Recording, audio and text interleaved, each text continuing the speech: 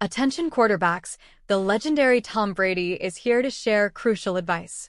Brady emphasized the importance of keeping the ball's plane directed forward in windy conditions.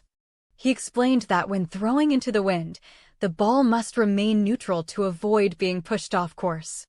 Brady suggested forming a C shape with the throwing hand for better ball control. Wind gusts reached 20 miles per hour during the game, affecting both teams' abilities to throw accurately.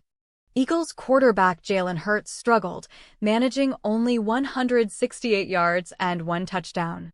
49ers QB Brock Purdy faced a tough Eagles defense, completing 18 of 31 passes.